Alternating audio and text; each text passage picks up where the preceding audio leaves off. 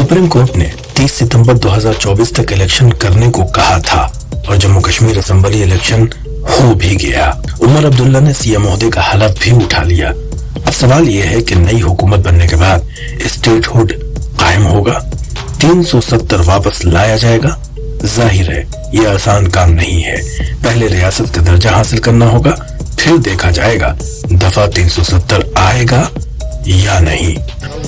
Supreme court तक article 370-35 से रियासत के दर्जे की वापसी की जंग जीत के लाया है और अभी हम वो वाली रियासत चाहते हैं जिस रियासत का इल्हाक हमारे बुजुर्ग, हमारे महाराजा हरि सिंह जी जम्मू कश्मीर का जिन शर्तों के ऊपर इल्हाक भारत के साथ करके गए थे, हम अभी अपना स्टेट सब्जेक्ट आर्टिकल 370-35 से रियासत का दर्जे की जंग, जरूरत पड़ी तो फिर सुप्रीम कोर्ट में हम जा रहे हैं, क्योंकि सुप्रीम कोर्ट से हिदायत के बावजूद भी ये हमें रियासत अभी तक वापस नहीं मिली।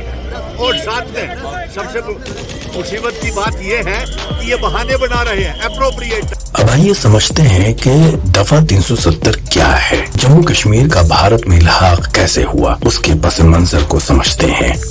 अगस्त 1947 में ब्रिटिश इंडिया की तकसीम के वक्त जम्मू कश्मीर में डोगरा महाराजा हरि सिंह की हुकूमत थी और उन्हें इंडिया के साथ इल्हाक में तहफ्फुज़ात थे।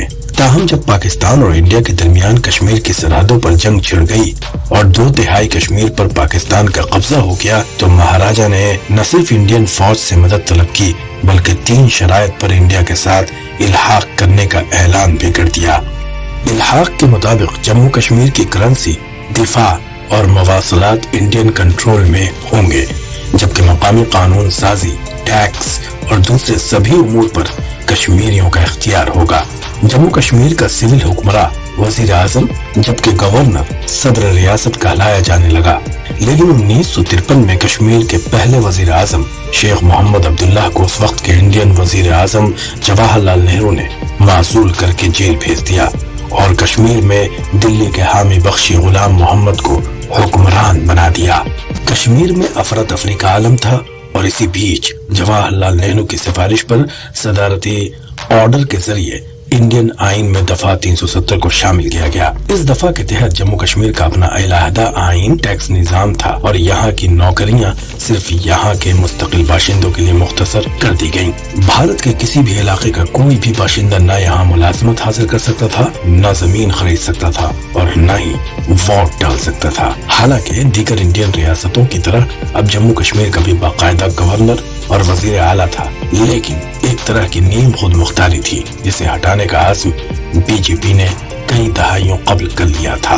सन 1914 में बीजेपी के मरकजी रहनुमा नरेंद्र मोदी मुल्क के वजीर आजम बन गए, तो बीजेपी रहनुमाओं ने ऐलान किया कि दफा 370 खत्म करके मसले कश्मीर को हमेशा के लिए हल किया जाएगा। चुनांचे 2019 में दोबारा इख्तिदार में आने के सिर्फ 2 माह बाद पार्लियामेंट में वजीर दाखिला ने जम्मू कश्मीर तंजीम नौ के उन्वान से बिल पेश किया जो अक्सरियत से पास हो गया। इस बिल के मुताबिक जम्मू कश्मीर से लद्दाख का खित्ता अलग करके उसे बगैर असेंबली वाली यूनियन टेरिटरी बनाया गया, जबकि जम्मू कश्मीर को असेंबली वाली यूनियन टेरिटरी बनाया गया।